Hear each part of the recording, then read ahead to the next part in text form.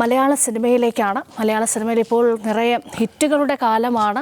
100 കോടി ക്ലബിലടക്കം കയറുന്ന സിനിമകളുടെ ഒരുപാട് സിനിമകൾ വന്നുകൊണ്ടിരിക്കുന്നു. സിനിമാ പ്രേക്ഷകർ തിയേറ്ററിലേക്ക് വളരെ സജീവമായി പോയിക്കൊണ്ടിരിക്കുന്ന ഒരു കാലമാണ്. അപ്പോൾ ഈ സമയത്തൊരു ചർച്ചയ്ക്ക് കൂടി ഇപ്പോൾ വഴി തുറക്കുകയാണ്. മലയാള സിനിമയിലെ സ്ത്രീ കഥാപാത്രങ്ങൾ എവിടെ പോയി, സ്ത്രീകൾ എവിടെ പോയി എന്നൊരു ചോദ്യം ചോദിക്കുകയാണ് സംവിധായിക അഞ്ജലി മേനോൻ. അതായത് അഞ്ജലി മേനോൻ ചോദിക്കുന്നതിന് മുമ്പ് തന്നെ സമൂഹ മാധ്യമങ്ങളിലൊക്കെ വളരെ സിനിമാ ഗ്രൂപ്പുകളിലും മറ്റ് ഫേസ്ബുക്കിലും ഇൻസ്റ്റഗ്രാമിലൊക്കെ ചർച്ച നടക്കുന്നുണ്ടായിരുന്നു. അതായത് ഈ അടുത്തിറങ്ങിയ സിനിമകളിലൊക്കെ സിനിമയ്ക്ക് അതായത് വനിതകൾക്ക് പ്രാധാന്യമുള്ള റോളുകളില്ല, അല്ലെങ്കിൽ സിനിമയിൽ സ്ത്രീ കഥാപാത്രങ്ങളില്ല, തീരെയില്ല, അല്ലെങ്കിൽ അതിന് പ്രാധാന്യമില്ല എന്നുള്ള തരത്തിലുള്ള ചർച്ചകളാണ്. അപ്പോൾ അഞ്ജലി മേനോൻ കൂടി ഈ ചർച്ചയുടെ ഭാഗമായപ്പോൾ അതിന് പല തരത്തിലുള്ള ചർച്ചകൾ ഇപ്പോൾ നടക്കുന്നുണ്ട് ആ വിഷയത്തെക്കുറിച്ചാണ്. അജിംസന് എന്ത് തോന്നുന്നു? ഇപ്പോൾ ഈ ആവേശം, മഞ്ഞുമൽ ബോയ്സ്, അങ്ങനെ കുറേ വളരെ ഹിറ്റായ സൂപ്പർ ഹിറ്റായ സിനിമകളൊക്കെ വന്നു. അപ്പോൾ അതിലൊക്കെ സ്ത്രീ കഥാപാത്രങ്ങളില്ല, അങ്ങനൊരു നായികയോ അല്ലെങ്കിൽ അത്ര പ്രാധാന്യമുള്ള കഥാപാത്രങ്ങളും ഉണ്ടായിരുന്നില്ല. ഇപ്പോൾ മഞ്ഞുമൽ ബോയ്സൊക്കെ ഒരു യഥാർത്ഥ സംഭവകഥയെ അടിസ്ഥാനമാക്കി എടുത്ത സിനിമയാണ്. അപ്പോൾ അതിലൊരു സ്ത്രീ കഥാപാത്രങ്ങൾ പ്ലേസ് ചെയ്തിട്ടില്ല അവർ. അപ്പോൾ ഇത്തരം ചർച്ചകൾ ഉദ്ദേശിക്കുന്നത് എന്താണ്? അങ്ങനെ ഈ സിനിമയിൽ അങ്ങനെ ബോധപൂർവമായി ഇപ്പോൾ നായിക വേണ്ട, അല്ലെങ്കിൽ സ്ത്രീ കഥാപാത്രം വേണ്ട, അങ്ങനെ നടക്കുന്നതാണോ? ഇതിൽ ഇപ്പോൾ ഹിറ്റായ സിനിമകളെടുക്കും. ഇപ്പോൾ ഭ്രമയുഗത്തിൽ ഒരു സ്ത്രീ കഥാപാത്രം യക്ഷിയാണ്, വേറൊരു സ്ത്രീ കഥാപാത്രം അതിലില്ല. അപ്പം പിന്നെ ആകെ 3 കഥാപാത്രങ്ങളുള്ളൂ. അതിൽ ഒന്ന് സ്ത്രീ ഉണ്ട്, പക്ഷേ യക്ഷിയാണ്, യക്ഷിക്ക് ഡയലോഗ് പോലും ഇല്ല. പിന്നെയുള്ളത് മഞ്ഞുമൽ ബോയ്സ്, അതൊരു റിയൽ സ്റ്റോറിയാണ്. റിയൽ സ്റ്റോറിയിൽ സ്ത്രീ കഥാപാത്രങ്ങളില്ല, അപ്പോൾ സ്ത്രീ കഥാപാത്രങ്ങൾ വേണ്ട. അതിലുള്ളത് ഒരു കഥാപാത്രത്തിന് അമ്മ മാത്രമാണ് അതിൽ പ്രത്യക്ഷപ്പെടുന്നത്. പിന്നെ ആവേശത്തിനും സ്ത്രീ കഥാപാത്രം എന്ന് പറഞ്ഞാൽ ഒരു കഥാപാത്രത്തിൻ്റെ അമ്മയാണ്. അമ്മ ഇടയ്ക്ക് വന്ന് 2 ഡയലോഗ് അടിച്ച് പോകുന്നു. പക്ഷെ അതിലേറ്റവും നമ്മൾ എവിഡൻ്റ് ആയിട്ട് തോന്നുന്ന ഒരു കാര്യം, ഒരു ക്യാമ്പസ് സ്റ്റോറി കൂടിയാണത്. ആ ക്യാമ്പസിൽ ഒരു സ്റ്റുഡൻസ് ആരും ഇല്ലെന്ന് നമുക്ക് തോന്നിപ്പോൾ. ആദ്യം തുടക്കത്തിലുള്ള ഇൻട്രോ സീനിൽ 2-3 പെൺകുട്ടികൾ അവിടെ കാണിക്കുന്നതല്ലാണ്ട് ആ ക്യാമ്പസ് മുഴുവൻ ആണുങ്ങളുടെ ആണെന്ന് തോന്നുന്ന ഒന്നാണ് അതിലുള്ളത്. പക്ഷേ ആവേശവും റിയൽ ഇൻസിഡൻറ്റിൽ നിന്ന് ഇൻസ്പയർ ചെയ്തിട്ടുള്ളൊരു സിനിമയാണെന്നാണ് ഞാൻ മനസ്സിലാക്കുന്നത്. മറ്റൊന്ന്, പിന്നെ ഇറങ്ങിയ 1-2 സിനിമകളിൽ ഇപ്പോൾ ഈ എന്താണ് മലയാളി ഫ്രം ഇന്ത്യ, അതിലെ നായികയ്ക്ക് ഏതാണ്ട് ഒരു കാമിയോ റോൾ പോലെയാണെന്നാണ്. 10 മിനിറ്റ് കൂടുതൽ അപ്പിയർ ചെയ്യുന്നില്ല എന്ന് തോന്നുന്നു. ഞാൻ സിനിമ ഞാൻ കണ്ടിട്ടില്ല, കണ്ടവരിൽ നിന്ന് മനസ്സിലാക്കിയതാണ്. പിന്നെ ടോവിനോയുടെ സിനിമ ഇറങ്ങിയില്ല, നടികർ, അതിലും എന്താണ് നായികയ്ക്ക് കാര്യമായ റോളില്ല. അപ്പോൾ ഇങ്ങനെ ചോദിക്കുമ്പോൾ ഈ ഹിറ്റായിട്ടുള്ള ഒരുപാട് സിനിമകളിൽ ഇങ്ങനെയുള്ള ഒരു പ്രശ്നമുണ്ട്. ഇതിൽ പ്രേമലു മാത്രമാണ് ഒരു അപവാദം. നമ്മൾ നോക്കുക, ഈ സമീപകാല അപവാദം. സമീപകാല അപവാദം. പക്ഷേ അങ്ങനെയല്ല. നമ്മളിപ്പോൾ മലയാള സിനിമയുടെ ഒരു ചരിത്രം നോക്കുകയാണ്. ചരിത്രം എന്ന് പറഞ്ഞാൽ സമീപകാല ചരിത്രം. 2000 കാലത്തൊക്കെ ഉണ്ടല്ലോ, 2000-2010 കാലത്തൊക്കെ ഇങ്ങനെ വലിയ ഗ്രാൻഡ് സിനിമകളുടെ കാലമാണ്. നരസിംഹം, രാജമാണിക്യം, അങ്ങനെയുള്ള വലിയ സിനിമകളിലൊന്നും സ്ത്രീകൾക്ക് വലിയ പ്രാധാന്യമില്ല. രാജമാണിക്യത്തിനും സ്ത്രീ കഥാപാത്രങ്ങൾക്ക് വലിയ പ്രാധാന്യമില്ല. നരസിംഹത്തിൻ്റെ അവസ്ഥ നമുക്കറിയാം. അപ്പം അങ്ങനെ ഒരു കാലഘട്ടം ഉണ്ടായിരുന്നു. അതായത് വലിയ നായകൻ, എബോവ് ദ ലൈഫ് ഉള്ള നായകൻ ഉണ്ടല്ലോ. ഇത്ര നായക സങ്കല്പങ്ങൾ സ്ത്രീകൾക്ക് വലിയ പ്രസക്തി ഉണ്ടാവില്ല, സ്വാഭാവികമാണ്. പക്ഷേ മലയാള സിനിമ പിന്നീട് മാറി. 2010 ശേഷമൊക്കെ സ്ത്രീ കഥാപാത്രങ്ങൾക്ക് വലിയ പ്രാധാന്യമുള്ള സിനിമകൾ ധാരാളം ഇറങ്ങി. അങ്ങനെ ഇല്ലയെന്ന് പറയാൻ കഴിയില്ല. നല്ല കഥാപാത്രങ്ങൾ വന്നു, നല്ല നടിമാർ വന്നു, അങ്ങനെയൊക്കെ ഉണ്ടായിട്ടുണ്ട്. പക്ഷേ ഇപ്പോൾ ഈ സമീപകാലത്ത് സംഭവിക്കുന്നത് എന്താണെന്ന് വെച്ചാൽ, ഇങ്ങനെ സ്ത്രീ കഥാപാത്രങ്ങൾക്ക് പ്രാധാന്യമുള്ള ജീവിതത്തോട് അടുത്ത് നിൽക്കുന്ന കഥകളൊക്കെ ഒരുപാട് വന്നു കഴിഞ്ഞു. നമ്മൾ കണ്ട് ചിലരെ അതിൽ മടുത്ത് ഈ പച്ചില വുഡ് എന്നൊക്കെ വിളിക്കുകയും ഈ പ്രകൃതി പടങ്ങളെന്ന് വിളിക്കുകയും അവർക്ക് ലാർജർ ദാൻ ലൈഫ് സാധനങ്ങൾ വേണം. ലാർജർ ദാൻ ലൈഫ് സാധനങ്ങൾ ആഗ്രഹിക്കുന്ന ഓഡിയൻസിനെ സംബന്ധിച്ച് പച്ചില വുഡ്, പെട്ടിക്കട വുഡ്, പ്രകൃതി പടങ്ങൾ എന്ന് പറഞ്ഞാൽ അതിനെ വിളിച്ച് ആക്ഷേപിക്കുകയാണ്. അപ്പോഴാണ് എന്ത് ചെയ്യുന്നത്, മാസ് പടങ്ങൾ വീണ്ടും ഇറങ്ങി വരുന്നത്. മാസ് പടങ്ങൾ തന്നെയാണ്. അപ്പോൾ ആവേശം എടുത്താലും ഒക്കെ മാസാണ്, സ്വീകാര്യതയും കിട്ടുന്നുണ്ട്. അപ്പോൾ ആളുകൾ അതിലേക്ക് പോവാണ്. അപ്പോൾ അതൊരു ട്രെൻഡാണ്. ഞാൻ വിചാരിക്കുന്നത് അതൊരു ട്രെൻഡ് മാത്രമാണെന്നാണ് വിചാരിക്കുന്നത്. നമ്മൾ ശ്രദ്ധിക്കേണ്ട ഒരു കാര്യം, ഇങ്ങനെ പച്ചിലപ്പടങ്ങൾ കണ്ട് മനസ്സുമടുത്ത പ്രേക്ഷകർക്കിടയിലേക്ക് മാസ് പടങ്ങൾ വരുമ്പോൾ അത് 2 കൈ നീട്ടി സ്വീകരിക്കുന്നു. അതിൽ ഈ പറയുന്ന പ്രശ്നമുണ്ട്, അത് ശരിയാണ്. പക്ഷെ നമ്മൾ ശ്രദ്ധിക്കേണ്ട ഒരു കാര്യം, കഴിഞ്ഞൊരു 4 വർഷത്തിനിടയ്ക്ക് വരുന്ന മാറ്റം, സംസ്ഥാന സർക്കാർ മുൻകൈ എടുത്തപ്പോൾ കേരള ഫിലിം ഡെവലപ്മെൻറ്റ് കോർപ്പറേഷൻ വഴി സ്ത്രീ സംവിധായകരെ കൊണ്ട് സിനിമ എടുപ്പിക്കാൻ വേണ്ടി ഒരു പ്രൊജക്റ്റ് ഉണ്ട്. അങ്ങനെ നിരവധി സിനിമകൾ ഇറങ്ങിയിട്ടുണ്ട്. ഇപ്പോൾ ഡിവോഴ്സ് എന്ന് പറഞ്ഞൊരു സിനിമ ഇറങ്ങി. പിന്നെ മറ്റേ ശ്രുതി ശരണ്യത്തിൻ്റെ ഒരു സിനിമ ഇറങ്ങി, എൻ്റെ പേര് പറയാൻ കിട്ടുന്നില്ല. അങ്ങനെ കുറേ സിനിമകൾ ഇറങ്ങി. യെസ്. അപ്പോൾ അത്തരം സിനിമകൾ ഈ ഫെസ്റ്റിവലിലൊക്കെ വലിയ കയ്യടി കിട്ടുന്ന സിനിമകൾ ഇറങ്ങിയിട്ടുണ്ട്. അപ്പോൾ അത് സ്ത്രീ സംവിധായകർ മാത്രം ഇറങ്ങുന്ന സിനിമയാണ്. അത്തരം സിനിമകൾക്ക് സ്വീകാര്യത കിട്ടുന്നുണ്ട്. പക്ഷേ നമ്മുടെ പ്രശ്നം മെയിൻ സ്ട്രീം ഫിലിമിൽ സ്ത്രീകൾ ഒഴിഞ്ഞു പോകുന്നു എന്നുള്ളതാണ്. പിന്നെ പല കാരണങ്ങളുണ്ടാവും കേട്ടോ അതിന്. ഇപ്പോൾ ഒരു ഉദാഹരണം പറഞ്ഞാൽ ഇപ്പോൾ വിമൻ ഇൻ സിനിമ കളക്റ്റീവ് എന്ന WCC ഈ 2017 ആ ദുരന്ത സംഭവത്തിന് ശേഷം രൂപം കൊണ്ട് സ്ത്രീകളുടെ കൂട്ടായ്മയാണല്ലോ സിനിമയിൽ. ആ ഒരു സംഘടന വന്നതിന് ശേഷം ആണ് മറ്റേ ഹേമ കമ്മീഷനൊക്കെ വന്നത് അല്ലേ? ഹേമ കമ്മീഷൻ വന്നു. ആ ഹേമ കമ്മീഷൻ്റെ റിപ്പോർട്ട് എവിടെയാണെന്ന് ആരെങ്കിലും ശ്രദ്ധിച്ചിട്ടുണ്ട്? ഇതുവരെ ആർക്കും അതിനെപ്പറ്റി ചോദിക്കാനില്ല. ഹേമ കമ്മീഷൻ റിപ്പോർട്ട് സർക്കാരിന് കൊടുത്തു. സർക്കാരിന് ഇതിൽ എന്ത് നടപടി സ്വീകരിച്ചെന്ന് നമുക്കൊന്നും അറിയില്ല. യഥാർത്ഥത്തിൽ അതല്ലേ പ്രധാന പ്രശ്നം. ഇപ്പോൾ സ്ത്രീകളെ കൊണ്ട് അഭിനയിപ്പിക്കേണ്ട ഒരു സെറ്റിൽ സ്ത്രീ കഥാപാത്രങ്ങൾ കുറച്ച് മതി, നായകന്മാർ വേണ്ട എന്ന് ഒരു സംവിധായകനോ പ്രൊഡ്യൂസറോ തീരുമാനിച്ചാൽ അവർക്ക് അവരുടേതായ കുറേ ന്യായങ്ങളുണ്ടാവും. കുറേ തലവേദനകളൊക്കെ ഒഴിഞ്ഞു നിർത്താം, കുറേ ആരോപണങ്ങൾ വേണ്ടാന്ന് വയ്ക്കാം എന്നുള്ളൊരു സംഭവം ഉണ്ടല്ലോ. അങ്ങനെ ചെയ്യുന്നുണ്ടെങ്കിൽ അതിൻ്റെ കാരണം എന്താണ്? ഈ ഹേമ കമ്മീഷൻ റിപ്പോർട്ട് എവിടെയെന്നുള്ളൊരു ക്വസ്റ്റ്യൻ ബാക്കിയാവുകയാണല്ലോ. മറ്റൊരു പ്രധാനപ്പെട്ട ക്വസ്റ്റ്യൻ ഈ WCC എവിടെയെന്നുള്ള ക്വസ്റ്റ്യൻ ഉണ്ടല്ലോ, അതെവിടെ? ഇപ്പോൾ WCC ഒരു പുതിയ മൂവ്മെൻ്റ് ആയിരുന്നു, എല്ലാവരും വളരെ പ്രതീക്ഷയോടെ കണ്ട ഒരു സാധനമാണ്. അതെവിടെയാണ്? ആ സംഘടന എവിടെയാണ്?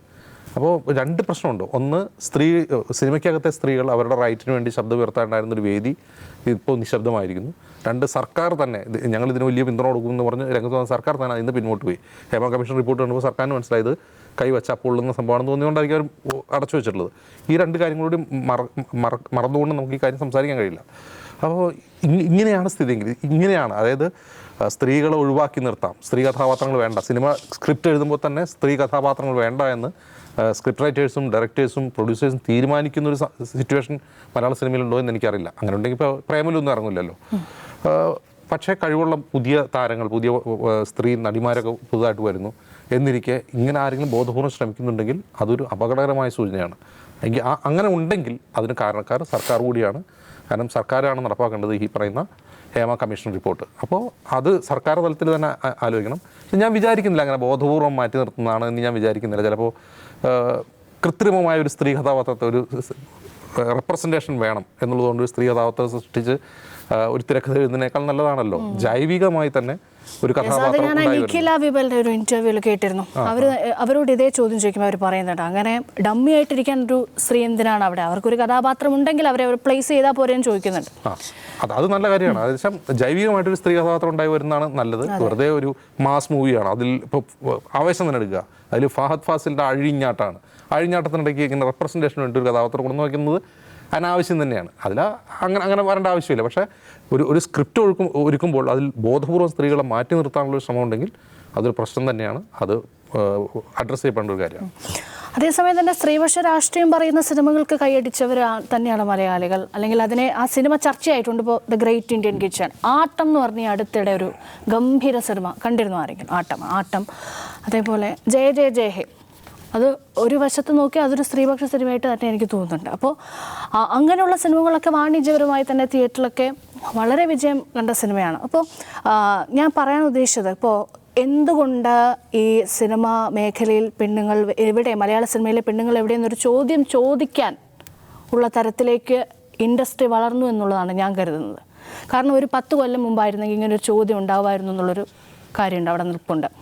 അതുമാത്രമല്ല, ഈ അഭിനേതാക്കളുടെ കാര്യത്തിൽ മാത്രമല്ലല്ലോ, ഇപ്പോൾ സമസ്ത മേഖലയിലും പുരുഷന്മാരുടെ ഒരു ഡൊമിനൻസ് ഉള്ള മേഖലയാണ് സിനിമ എന്ന് പറയുന്നത്. അതിപ്പം ഡയറക്ഷൻ ആണെങ്കിലും ക്യാമറ ആണെങ്കിലും ടെക്നിക്കൽ തലം തൊട്ട് എല്ലാ വശങ്ങളിലും. അപ്പോൾ നമ്മൾ അതും കൂടെ ചിന്തിക്കണ്ടേ? അല്ല, ഈ ചോദ്യം എന്ന് വെച്ചാലേ, എന്തുകൊണ്ട് മലയാള സിനിമയിൽ സ്ത്രീകളില്ല എന്നുള്ള ചോദ്യം ഏതെങ്കിലും 3 സിനിമയിൽ സ്ത്രീ കഥാപാത്രങ്ങളില്ല എന്നതിനെ മാത്രം മുൻനിർത്തി കാണേണ്ട കാര്യമല്ല. കുറച്ചൊരു വിശാലാർത്ഥമുള്ള ചോദ്യമാണെങ്കിൽ ആ ചോദ്യം വളരെ വാലിഡ് ആയിട്ടുള്ള ചോദ്യമാണ്. മലയാള സിനിമയിൽ സ്ത്രീകളില്ല എന്നത് വസ്തുതയാണ്. സ്ത്രീകളില്ല എന്ന് വെച്ചാൽ സ്ത്രീകളുടെ റൈറ്റിന് അവിടെ വേണ്ടത്ര പരിഗണന കിട്ടുന്നില്ല. ആക്രമിക്കപ്പെട്ട സ്ത്രീകൾ പോലും അവിടെ സംരക്ഷിക്കപ്പെടുന്നില്ല. അവർക്ക് വേണ്ടി സംസാരിക്കാൻ അവിടെ സിസ്റ്റം ഇല്ല.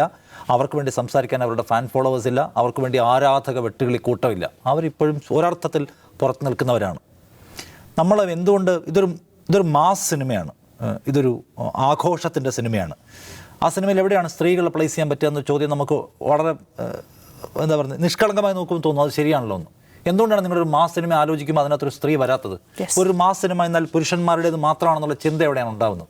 അവിടെയാണ് പ്രശ്നം. അത് നമ്മളൊരു ഒരു ഒരു ബഹളം സിനിമ, ഒരു സെലിബ്രേഷൻ മൂഡ് സിനിമ ഉണ്ടാക്കുമ്പോൾ അതിൽ സ്ത്രീകളില്ലെങ്കിൽ കുറച്ചുകൂടി പെർഫെക്റ്റ് ആവും ചിന്തിക്കുന്ന മാനസികാവസ്ഥയ്ക്കകത്ത് കുഴപ്പമുണ്ടെന്നാണ് എനിക്ക് തോന്നുന്നത്. നമ്മളിപ്പോൾ ഇതിന് മുമ്പ് വന്ന മാസ് സിനിമകൾ എടുക്കുക. നരസിംഹത്തെക്കുറിച്ച് നേരത്തെ അജിംസ് പറഞ്ഞു. നരസിംഹം എന്ന് പറയുന്ന സിനിമയുടെ കോർ സ്വഭാവത്തിൽ അതിനകത്ത് നായകൻ പറഞ്ഞ എന്താണ്, കള്ളു കുടിച്ച് രാത്രി വീട്ടിൽ വരുമ്പോൾ എനിക്ക് കാലുമടക്കി തൊഴിക്കാൻ ഒരു ഭാര്യയെ വേണം എന്ന് പറഞ്ഞ് കൈയടിപ്പിച്ച സിനിമയാണ്. ആ സിനിമയിൽ എവിടെയാണ് സ്ത്രീക്ക് റെസ്പെക്റ്റ് കിട്ടുന്നത്? നമ്മൾ ഈ മാസ് സിനിമ ഉണ്ടാക്കിയ എല്ലായിടത്തും സ്ത്രീകളെ മാറ്റി നിർത്തുന്നതിനെക്കുറിച്ച് ആലോചിച്ചാണ് സിനിമ ഉണ്ടാക്കുന്നത്. അത് മൊത്തം നമ്മുടെ സൈക്കിൻ്റെ പ്രശ്നമാണ്. എന്ന് വെച്ചാൽ പർപ്പസ്ഫുള്ളി ഒരു സ്ത്രീയെ മാറ്റി നിർത്താൻ ഞങ്ങൾ തീരുമാനിച്ചിട്ടില്ല, ഈ കഥ ഇങ്ങനെയാണ് വേണ്ടത് എന്ന് പറയുമ്പോൾ നമുക്ക് ഒറ്റ നോട്ടത്തിൽ ശരിയാണ്. പക്ഷേ സ്ത്രീകളില്ലാതെ സിനിമ എടുക്കാൻ കഴിയും, സ്ത്രീകളില്ലാതെ നമുക്കൊരു സാമൂഹിക പരിസരത്തെ റിഫ്ലക്റ്റ് ചെയ്യിപ്പിക്കാൻ കഴിയും, സ്ത്രീകളില്ലാതെ ഒരു ജീവിതത്തെ കാണിക്കാൻ കഴിയും എന്ന് തോന്നുന്നത് അത്രയുമേ ലെസ് ഇമ്പോർട്ടൻസ് ആണ് എന്ന് നമ്മുടെ ഉള്ളിൽ കിടക്കുന്നത് കൊണ്ടാണ്. ഞാൻ ആത്മവിമർശനമായിട്ടൊരു കാര്യം പറയാം. ആളുകൾ ചിലപ്പോൾ ഒരു പക്ഷേ ഭയങ്കരമായിട്ട് പഴി പറഞ്ഞേക്കും. ഒരു ദിവസം എല്ലാ ദിവസവും നിങ്ങൾ ടി വിയിൽ ചർച്ചകൾ കാണുന്നുള്ളൂ രാത്രി 8 മണിക്ക്. എത്ര ദിവസം നിങ്ങൾ ഒരു പാനൽ സ്ത്രീകളെ കണ്ടിട്ടുണ്ട്? സ്ത്രീകളെയും ഉൾപ്പെടുത്തിക്കൊണ്ട് വേണമെങ്കിൽ പാനൽ ഡിസ്കഷൻ നടത്താമല്ലോ. പക്ഷെ നമ്മുടെ ചാനലിൽ അജിംസ് എല്ലാ ദിവസവും ചർച്ച നടത്തുന്നതാണ്, ഞാനും. എത്ര ദിവസം പാനലിൽ സ്ത്രീ വിഷയങ്ങൾ വന്നാൽ ഒരു സ്ത്രീ വേണമല്ലോ എന്നോർത്തായി. വനിതാ ദിനമാണെങ്കിൽ നോക്കാം. അല്ല, ഞാനത് വിമർശന സ്വഭാവത്തിൽ പറയുകയാണ്. അപ്പോൾ നമ്മുടെ ഒരു സൈക്കിനകത്ത് പ്രശ്നമുണ്ട്. നമ്മളെപ്പോഴും ഈ മേഖലയിൽ ഒരു വിദഗ്ധൻ ഇന്ന് ചർച്ചയ്ക്ക് വേണം. അപ്പോൾ നമ്മുടെ മനസ്സിൽ എപ്പോഴും ആദ്യം പോകുന്ന ആരാണ്? ഒരു വിദഗ്ധയെക്കുറിച്ചുള്ള ആലോചനയിലേക്ക് പോകുന്നില്ല. അതൊക്കെ നമ്മൾ തിരുത്തേണ്ട ഒരു സംഗതിയാണ്. അപ്പോൾ ഞാൻ പറഞ്ഞത് ഇത് ടോട്ടൽ കാഴ്ചപ്പാടിൻ്റെ പ്രശ്നത്തിനകത്തു നിന്നാണ് ഇത് വരുന്നത്. അപ്പം നിങ്ങൾ നേരത്തെ രേഷ്മ പറഞ്ഞ പോലെ കുറേ സിനിമകൾ വന്നിട്ടുണ്ട്. 4 പെണ്ണുങ്ങൾ എന്ന് പറഞ്ഞ് അടൂർ സിനിമ എടുത്തിട്ടുണ്ട്. അല്ലെങ്കിൽ ടേക്ക് ഓഫ് സിനിമ സ്ത്രീകൾക്ക് പ്രാധാന്യമുള്ളതാണ്. മഞ്ജു വാര്യർ തിരിച്ചു വന്ന ഹൗ ഓൾഡ് ആർ യു സ്ത്രീകൾക്ക് പ്രാധാന്യമുള്ള സിനിമയാണ്. അങ്ങനെ കുറേ സിനിമകൾ, ഇപ്പോൾ 22 ഫീമെയിൽ കോട്ടയം. അതൊക്കെയാണ് അപവാദങ്ങൾ.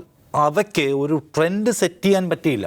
അല്ലെങ്കിൽ അവർക്ക് നമ്മുടെ ഇത്രയും കാലത്തെ നമ്മൾ ഉണ്ടാക്കിക്കൊണ്ടുവന്ന ഒരു ആണുങ്ങൾ തീരുമാനിക്കുന്ന ഘടനയ്ക്കകത്തേക്ക് കയറി അതിനൊരു മാറ്റം ഉണ്ടാക്കാൻ ബ്രേക്ക് ചെയ്യാൻ പറ്റിയിട്ടില്ല. അപ്പോഴത്തെ ഒരു സംഗതി നിലയ്ക്ക് നമ്മൾ കണ്ടു, നമുക്ക് ഇഷ്ടപ്പെട്ടു. പെട്ടെന്ന് നമുക്കത് പ്രകൃതി പടമായിട്ട് തോന്നി. ഇതൊക്കെ എന്താണിത്? ഇത് ചുമ്മാ ഇതിനകത്ത് എവിടെയാണ് ഒരു ആഘോഷമുള്ളത് എന്ന് പറഞ്ഞ് നമ്മൾ വളരെ പെട്ടെന്ന് തന്നെ തിരസ്കരിക്കുന്നുണ്ട്. മലയാള സിനിമയുടെ, ഇന്ത്യൻ സിനിമയുടെ പൊതു സ്വഭാവം എന്ന് വെച്ചാൽ ഒരു നായികമാരെ പൊതുവെ ചില അപവാദങ്ങൾ മാറ്റി നിർത്തിയാൽ പൊതുവെ തന്നെ ഒരു ഓർണമെൻറ്റ് പോലെയൊക്കെ ഉപയോഗിക്കുന്ന സ്വഭാവമാണ് അതിനുണ്ടായിട്ടുള്ളത്. ആ ഇടയ്ക്ക് വെച്ച് അതിനൊരു ചെറിയ കുറച്ചൊന്ന് ഒരു സിഗ്സാഗിൽ പോയി വീണ്ടും അതിൻ്റെ പഴയ സ്വഭാവത്തിലേക്ക് വരികയും അങ്ങനെ മാറിയെന്ന് വിമർശിക്കുന്നവരെ തെറ്റു പറയാൻ കഴിയില്ല. നേരത്തെ അജിംസ് പറഞ്ഞാൽ ഇപ്പോൾ എവിടെയാണ് WCC ചോദിച്ചാൽ ചോദിക്കാം. പക്ഷേ അതിനെ അതിജീവിക്കാൻ കഴിയുന്ന, അതിന് സ്വീകാര്യത ഉണ്ടാക്കാൻ കഴിയുന്ന, അതിനെ അംഗീകരിക്കാൻ കഴിയുന്ന ഒരു മനോഘടനയുള്ള ആൾക്കാർ ഇവിടെ ഉണ്ടോ? ഇല്ല.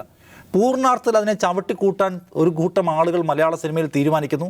അതിൻ്റെ വെട്ടുകളിക്കൂട്ടം റിമ കല്ലിങ്കലോ പാർവതിയോ എവിടെയെങ്കിലും വന്ന് എന്തെങ്കിലും ഒരു ഫോട്ടോയോ പോസ്റ്റോ ഇട്ടാൽ അതിന് താഴെ വന്ന് അവരെ അധിക്ഷേപിക്കാൻ, നിങ്ങളുടെ ഈ മുടിഞ്ഞ നിലപാട് കാരണമാണ് നിങ്ങൾ ഔട്ടായി പോയതെന്ന് അവരെ കളിയാക്കാനാണ് ഇവിടുത്തെ ജനങ്ങൾ മുഴുവൻ, ഈ ആരാധക കൂട്ടം മുഴുവൻ ഒരുങ്ങി ഇറമ്പിട്ടിരിക്കുന്നത്. അവരിപ്പോഴും അവരുടെ പൊസിഷൻ മാറ്റിയിട്ടില്ലല്ലോ. അവരുടെ പൊസിഷൻ അവർ ചേഞ്ച് ചെയ്തിട്ടില്ല. അവർ ദേശീയ രാഷ്ട്രീയത്തിൻ്റെ ഇവൻറ്റുകൾ വരുമ്പോൾ അതിനെക്കുറിച്ച് സംസാരിക്കുന്നു, ഈ സിനിമയ്ക്കകത്തെ നീതി നിഷേധത്തെക്കുറിച്ച് സംസാരിക്കുന്നു. അവർക്ക് പറ്റാതെ പോയത് എന്താണ്? അവരുടെ സ്പേസ് വലുതാക്കാൻ പറ്റിയില്ല. അവർ മുന്നോട്ട് വെച്ച രാഷ്ട്രീയത്തെ ഏറ്റെടുക്കാൻ ആളുകൾ വന്നില്ല, വരാൻ സമ്മതിച്ചില്ല, ഭയപ്പെടുത്തി കളഞ്ഞു. ഇവിടുത്തെ താരരാജാക്കന്മാരടക്കമുള്ള ആളുകൾ അവരെ ഭയപ്പെടുത്തി. നോക്കൂ, ഈ WCC എന്നുള്ള മൂവ്മെൻറ്റ് വരികയും അവർ ഈ പ്രോപ്പർ ആക്ഷൻ ദിലീപ് അടക്കമുള്ള ആളുകൾക്കെതിരെ വേണമെന്ന് ആവശ്യപ്പെട്ടപ്പോൾ ഈ അമ്മയ്ക്കകത്തെ താരപ്രഭുക്കൾ, ഈ റൂളിംഗ് പാർട്ടിയായ CPM-നോട് കമ്മ്യൂണിക്കേറ്റ് ചെയ്തെന്ന് അറിയാമോ? അമ്മയെ തകർക്കാൻ എക്സ്റ്റേണൽ ഫോഴ്സസ് ശ്രമിക്കുകയാണ്. CPM-ൻ്റെ സംസ്ഥാന സെക്രട്ടേറിയറ്റ് ഒരു വാർത്താക്കുറിപ്പ് പുറത്തിറക്കി. അമ്മയെ തകർക്കാനുള്ള ബാഹ്യശക്തികളുടെ ശ്രമങ്ങൾ അംഗീകരിക്കാൻ കഴിയുന്നതല്ല, അമ്മ ഒരു മഹാസംഘടനയാണ്. ആരാ ഇത് കമ്മ്യൂണിക്കേറ്റ് ചെയ്യുന്നത്? ഞാൻ പറഞ്ഞത് മുകേഷിനെ പോലെയുള്ള, മമ്മൂട്ടിയെ പോലെയുള്ള പ്രധാനപ്പെട്ട ആളുകളാണ് CPM-ഉമായിട്ടുള്ള ആശയവിനിമയത്തിൽ അതിനകത്തുള്ള ആളുകൾ. മുകേഷ് അവിടുത്തെ MLA ആയിരിക്കുന്ന സമയത്താണ് ആ വിവാദ അമ്മയുടെ യോഗമൊക്കെ നമുക്ക് ഓർമ്മയുണ്ട്. ആ കമ്മ്യൂണിക്കേഷൻ എടുത്തിട്ട് CPM-ൻ്റെ സംസ്ഥാന സെക്രട്ടേറിയറ്റ് നാണം കെട്ട ഒരു കുറിപ്പ് പുറത്തിറക്കി, നമ്മൾ ഓർക്കണം. അവിടെയാണ് അത്തരം വലിയ അമ്മയോട് CPM-നോടൊക്കെ മല്ലടിച്ചിട്ട് വേണം ഈ 4-3-7 പേരുള്ള ഈ കൂട്ടായ്മ. ആ കൂട്ടായ്മയ്ക്കകത്ത് തന്നെ പല ആളുകളും പോയി. അതിനകത്ത് രേവതിയൊക്കെ ഇപ്പം 1ാം ക്ലാസ് സംഖ്യയായിട്ട് സ്വയം ലേബൽ ചെയ്യപ്പെട്ട ആളാണ്. ഈ പറയുന്ന ആഭ്യന്തര ശത്രുക്കളെയും പുറത്ത് നിൽക്കുന്ന ഈ പുരുഷാരത്തിൻ്റെ ബഹളത്തെ മറികടന്ന് വേണം സഞ്ചരിക്കാൻ.